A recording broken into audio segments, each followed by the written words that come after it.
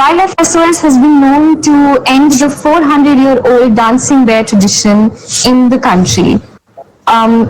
Sloth bears were illegally poached from the wild and snatched from their mother's loving care to be used by the Kalandar community for the practice of dancing bear. They would spend most of their life dancing on their hind legs, hence having severely serious conditions like arthritis, and their sensitive muscles were pierced with iron rods and their canines were broken, hence severely affecting their health, impairing their vision, as well as putting them into a lifetime of servitude. Wildlife SOS co-founders Karthik Satyanarayan and Geeta Seshamani, together with the help of the Government of India, put an end to this practice.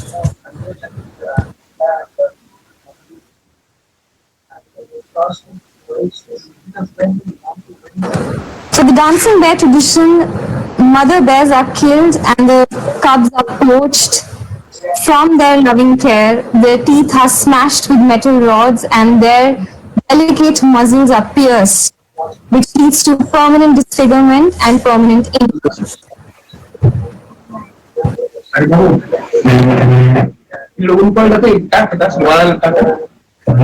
Not only did Wildlife SOS rescue over 600 bears from this tradition, we also provided alternative sustainable solutions to the Kalandar community by supporting their women as well as providing education to their children. The Kalandar Women Empowerment Program allows them to have their independent social standing as well as to establish themselves as independent members of the society. They are trained in vocational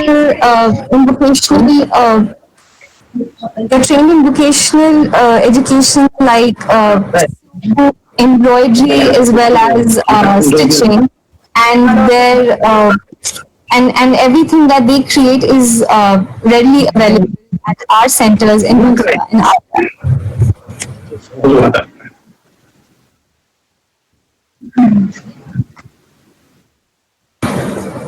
As you can see in this picture, there is a before and an after. This is how bear was when he was rescued, and after dedicated care from our keepers as well as our veterinarians, we were able to give him a new lease of life.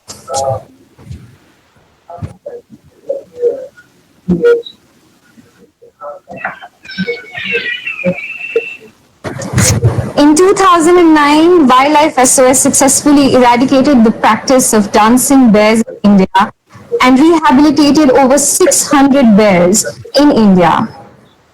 Not only this, we rehabilitated 3,000 families and addressed important issues such as women empowerment, community upliftment, healthcare, and education for their children. 40% of the staff that works at our rescue centers is actually from the community.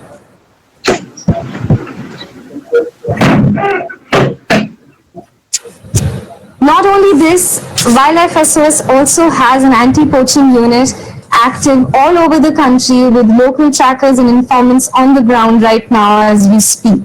It's known as the Forest Watch, and we are constantly engaged in operations that help put an end to illegal wildlife poaching and trafficking.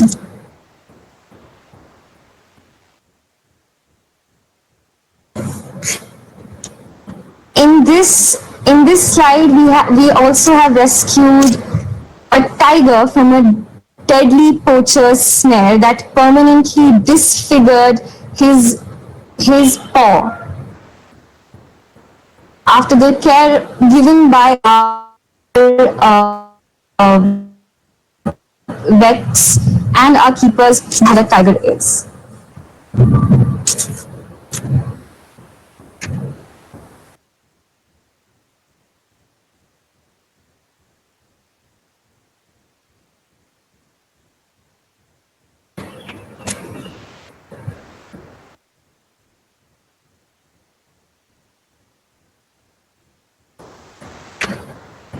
Wildlife SOS rapid response units are active in Delhi, Agra, and Vadodara all through the year.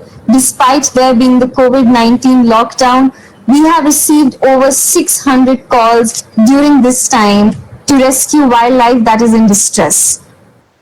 Our idea is dedicated to converting poachers to protectors. We serve round the clock to help wild animals in distress. In Maharashtra, we run a leopard rescue center called Manikdo Leopard Rescue Center, which addresses the human-leopard conflict mitigation. We have over 33 rescued leopards under our care at all times. We provide them lifetime care, and these leopards have been rescued from situations of human-animal conflicts.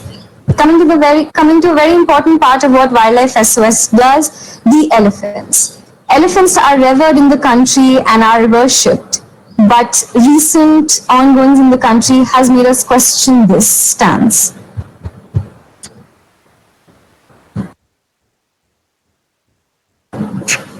Asian elephants are Scheduled 1 endangered species recognized by the law of land and by international laws.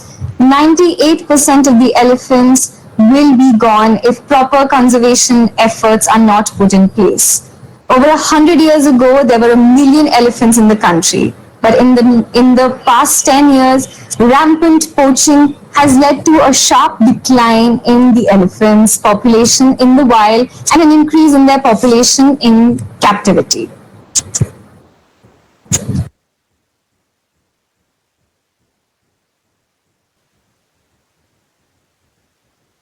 Okay. Due to some unforeseen technical error, unfortunately, we could not stream the video that shows the brutal indoctrination process called Fajran, where elephant calves are captured from the wild and forced and beaten into servitude.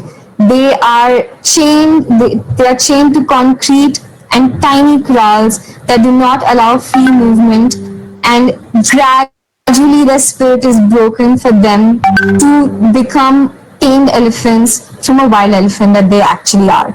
The tools that are shown on the screen right now are the blatant examples of the torture that elephants are put through in order to become tamed for the purpose of begging, for the purpose of temple elephants, as well as for the brutal purpose of tourist joyrides. The Elephant Conservation and Care Center was established in 2010 by Wildlife SOS and the Uttar Pradesh Forest Department. We presently have over 25 elephants under our care, rescued from extremely abusive conditions. This elephant's name is Suraj. He was rescued from a temple and he lost his left ear due to a severely untreated infection. His life before rescue was nothing but chained to the concrete with little food and water to help him sustain. By the time we rescued him, he was weak and emaciated.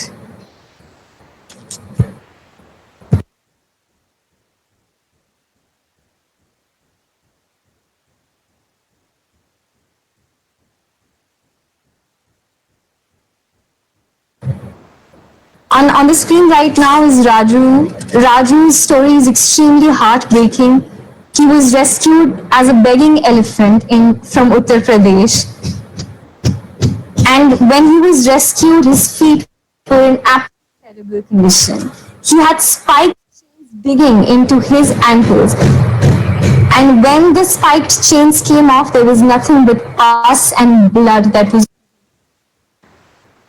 Raju's story struck a chord with everyone who knew about him. You can know more about his story by logging on to www.wildlifesos.org.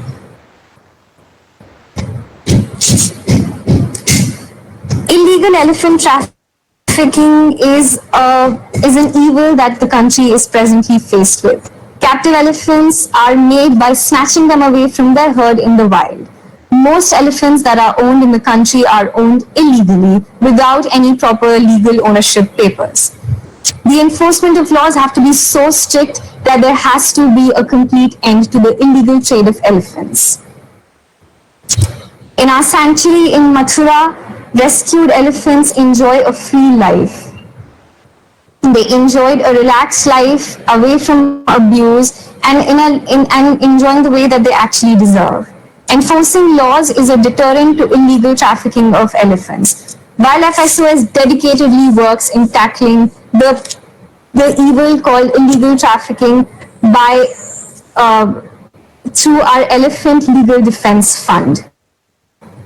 We have trackers and informants on the ground at all the times, taking care of tracking the elephants that are in distress. Even during COVID-19 lockdown, as I mentioned before, when the entire nation chooses to stay home, our frontline warriors, our vets, our rescuers, and our keepers are on the ground right now with the animals. We recently rescued a leopard from a dry well in Uttar Pradesh with the help of the Uttar Pradesh Forest Department and the timely intervention of Wildlife SOS Rapid Response Unit.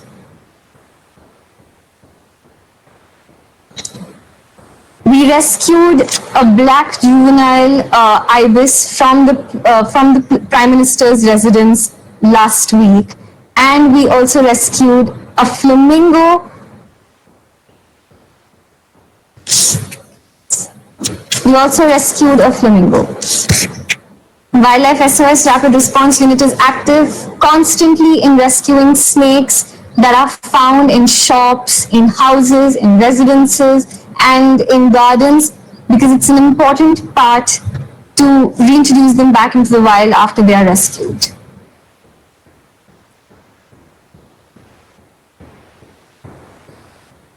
Our keepers are at the centers right now as we speak, refusing to leave for their homes and continuing to stay with the animals to take care of them. These are the images from our Agra Bear Rescue Facility and the Manikdo Leopard Rescue Center in Junar, Pune.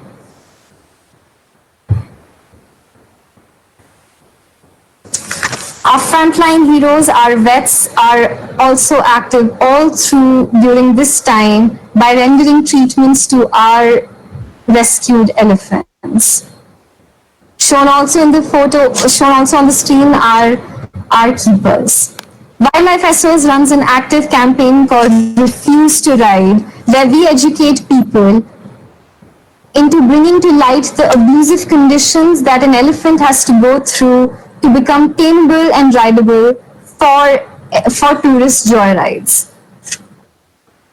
The elephants used for tourist joyrides are blind, lame, and sick and suffer grievously from chronic abscesses and arthritis. You can know more about our campaign by logging on to www.refusetoride.org and signing the petition and being an inseparable part of our campaign to end this abuse against elephants. To know more, you can write to us at info@wildlifesos.org. You may please visit our website www.wildlifesos.org. And if you see any wild animal in distress, please do not hesitate to reach out to us by calling us at 9871963535. Thank you. Thank you, ma'am. It is an enlightening talk. Wildlife SOS has done a tremendous job in rescuing our elephants who have suffered a lot of miseries for humans. There was a question from Navneet Krishnan. As we know that there was an incident in Kerala wherein the elephant died by eating a pineapple filled with crackers. So in regard to that, the initial reports which have come suggest that the pineapple filled with crackers was kept for wild boars. So the question is that the conflict between the farmers and the wild animals is increasing and creating a negative impact on both sides. So what's your take on this, and how efficient are wildlife laws in India in today's time are to conserve our wildlife?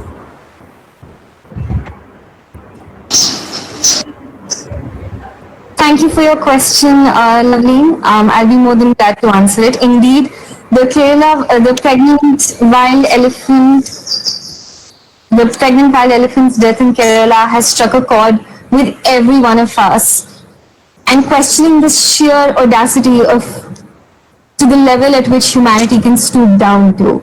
It is indeed upsetting that man-animal conflict has reached to this lower level, that people have to resort to using handmade explosives and locally procured explosives to put in fruit and make fruit bombs of it to throw into the forest and for wild animals to consume. It is extremely unfortunate.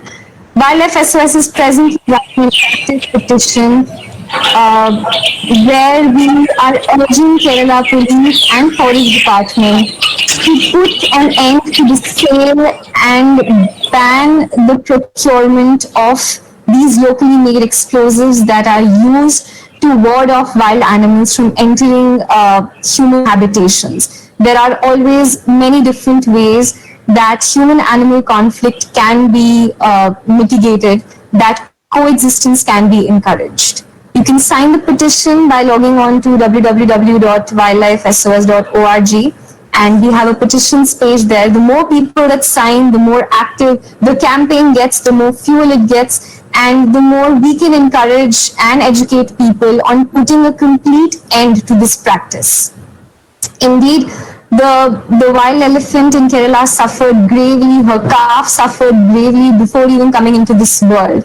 And that has shook everyone to the core to understand where the wildlife stands in present days. It's extremely important to know that the message of coexistence is loud and clear. We also have an elephant legal defense fund that is running right now for our team and for our informants and trackers active in the region that are dedicatedly working towards trying to find the perpetrators, as well as to put a complete end to this practice where locally made explosives would be used and fruit bombs would be created. It's also a very important time that we use this opportunity to educate people into finding more plausible ways of human-animal conflict to be reduced. I hope that answers your question.